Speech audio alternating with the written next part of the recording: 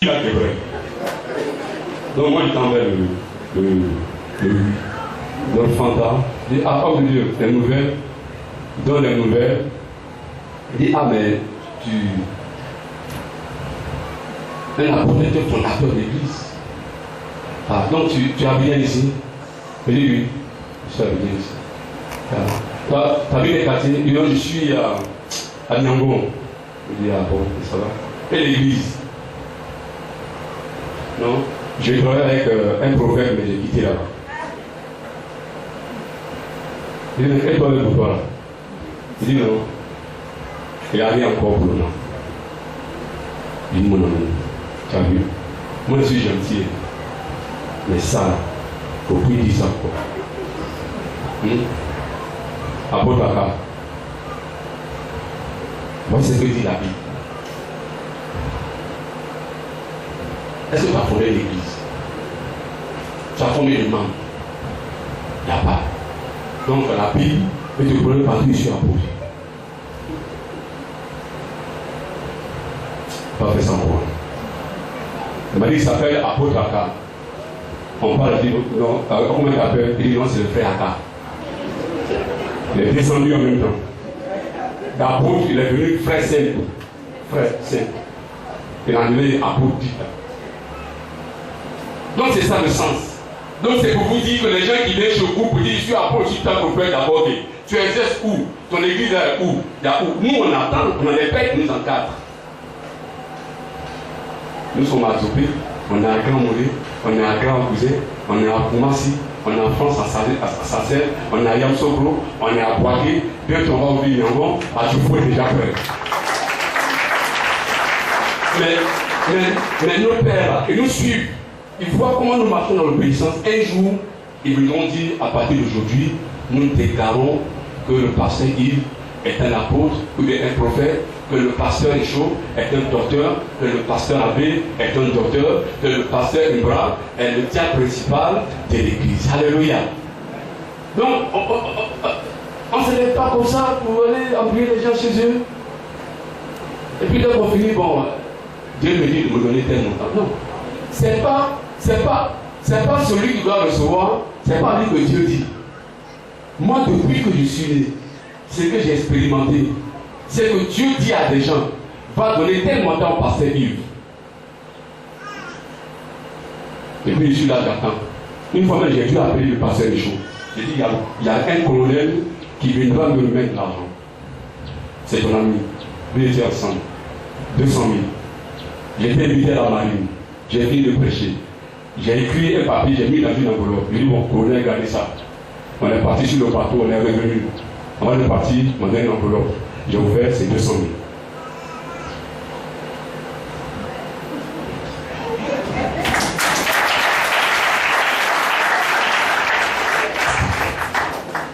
C'est pas toi qui te marques au champ.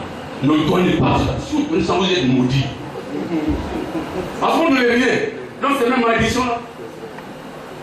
Mais c'est un problème qui veut vous tromper. Pourquoi? Il a fait quoi pour toi? Il a prié pour toi. Comment? On ne paye pas la prière. Est-ce qu'on est clair là-dessus? Est-ce qu'on est clair là-dessus? Ceux qui aiment aller chercher les propriétaires, les prophètes pour aller payer l'argent, est-ce que nous comprenez?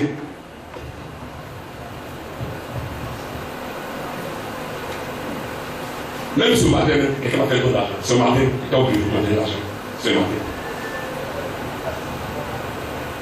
Il dit, Seigneur, vraiment, mes enfants sont beaucoup à la maison, manger là c'est dur, on mange une fois, il faut toucher le cœur de quelqu'un, il va envoyer 2 000 francs, 10 000 francs.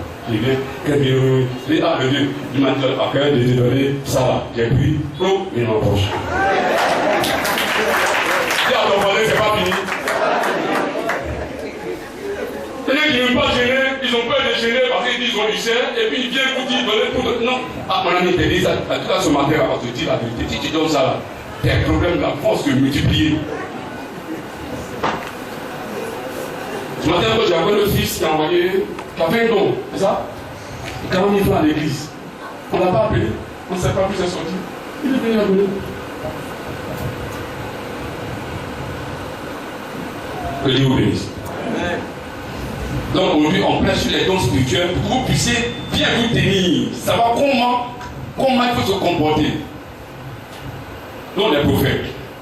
Les prophètes sont donc des personnes à qui Dieu a donné autorité pour communiquer sa pensée et sa volonté. Alléluia. Dieu communique sa pensée et sa volonté. Antonin. Est-ce qu'Antonin est là? Il est là? Donnez-le le micro.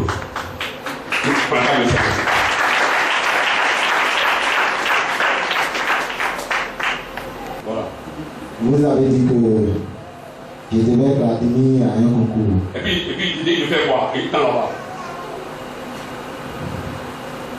Vous avez dit de lever la main et vous avez prié pour moi.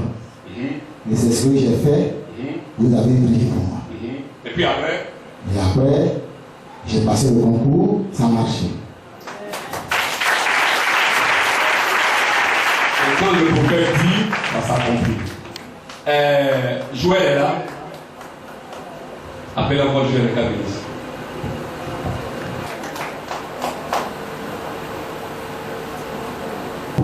Je suis ingénieur des travaux publics, je suis à la direction générale des impôts. On parle avec le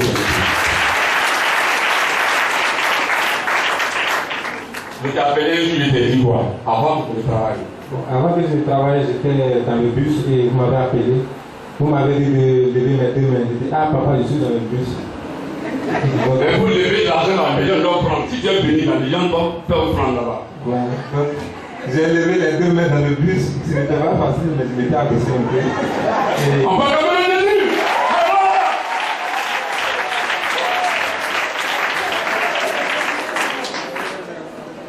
Vous m'avez dit que vous m'avez vu où mes deux mains étaient à l'air, que c'est un signe de toi et que j'allais travailler. Et les 2 semaines qui ont suivi, bon, je suis allé au plateau là-bas dans un bureau. Et bon, on m'a appelé. Les gars me voient me dire de lui donner mon matricule. Quand j'ai donné le matricule, il a interrogé l'ordinateur. Et il m'a fait sortir un papier sur lequel c'est écrit note de service. Donc j'ai pris cette note-là, je me suis rendu à DRH. Bon, en partant, j'ai eu peur puisque je n'avais pas vu quelqu'un. Et puis bon, quand il partait dans le bureau, donc la première des choses à faire, quand je suis arrivé, je me suis adressé au secrétaire. Bon, elle a dit oui, c'est où je vais dire madame.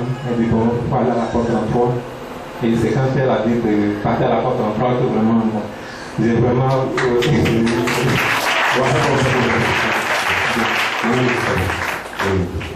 Merci, c'est merci beaucoup. Le fait que je peux venir ici, c'est de jouer là. Je dis que le prophète n'appelle pas à tout. S'il appelle pour l'accomplissement de cette promesse. J'ai appelé au moins 50 personnes sur moi. Mais vous attendez au début, on va dormir ici. Non, mais il y a des gens qui vont louer des prophètes, qui vont payer 50 000 francs, alors que moi, ils ne m'ont pas vu une fois. Si tu as jamais payé 3 000 francs, c'est bon. On est en train de payer 50 000 francs. Moi, il demande 2 000 seulement. Si à ton voisin, il demande 2 000.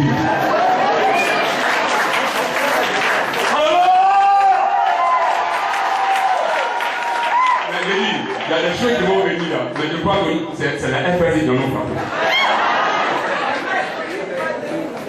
C'est déjà arrivé. Quand on voit que c'est déjà arrivé. Ben, la crise est finie. On devait envoyer les gens de la BCAO. On m'a dit, le vieux, voici mon sujet, prie de moi. Je l'ai appelé, il est libre. Oui, effectivement, on avait eu des problèmes depuis 2010 lors de la réquisition. Lorsque les 2 présidents se battaient, l'un a gagné, l'autre a perdu. Donc nous, on travaillait normalement, on faisait comme s'il n'était rien, parce que c'est par rapport à notre travail qu'on aura payé tous les fonctionnaires de Côte d'Ivoire. Donc nous, on continuait notre travail. Et quand l'os est venu, il a dit, bon, ok, bon, comme on n'est pas soumis à mes dires, donc vous serez renvoyés. Vous, tous qui avez travaillé sous l'ordre de Gbagbo, vous serez renvoyés. Je dis, mais non, mon Dieu que je connais là n'a pas dit ça. Mais moi j'avais cette inquiétude. J'ai appelé mon papa. Je dis, ah papa, voilà ce qui se passe. Il dit qu'ils vont nous renvoyer, nous tous qui avons travaillé. Il dit, non, on peut renvoyer les gens, sauf toi.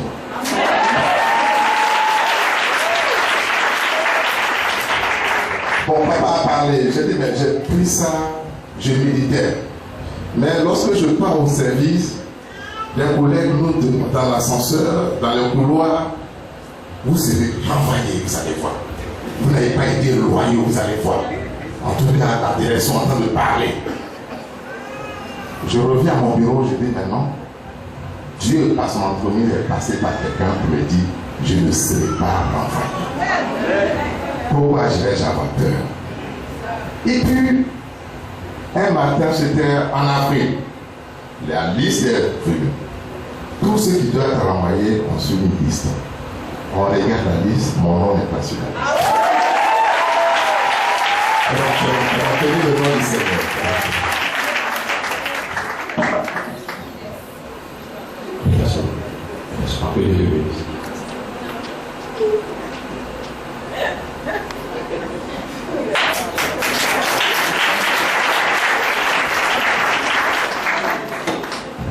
Pas par orgueil, c'est pour vous dire que ceux qui vont chercher les prophètes, tout ça, les prophètes, pardon, restez là, chacun à son tour chez le prophète. Alléluia. Voilà, je parle, toi à ton tour. Tu ne vas pas te presser à aller louer les gens, aller payer 70 000 francs, alors que moi, il te demande combien? Que Dieu vous bénisse. Monsieur Romain, bénisse. On entend le Seigneur pour Dieu. Dis à ton voisin aujourd'hui dans la domicile. Attends. Un jour, on faisait culte ici, un vendredi. Tu étais où le plus fier de prendre venir ici? Qu'est-ce que c'est ça?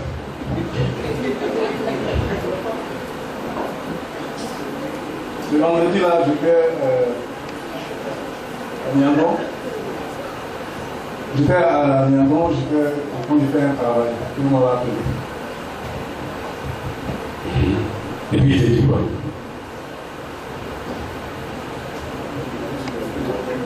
Hein? Comment? Je ne suis pas très bon.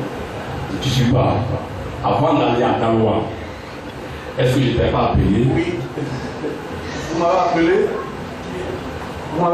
et vous m'avez dit que quelqu'un que je connais allait m'appeler pour donner du travail. Voilà. Alléluia. Est-ce que tu n'es pas allé à Taloa pour travailler? Je suis allé à Daloa effectivement. Est-ce que le Taloa ne va pas venir encore habiter ici pour travailler? Daloa, quelqu'un m'a appelé encore pour venir travailler à Ici, ici. Alléluia. Ils ne sont pas dans le Seigneur. Tu peux s'asseoir. Que Dieu vous bénisse.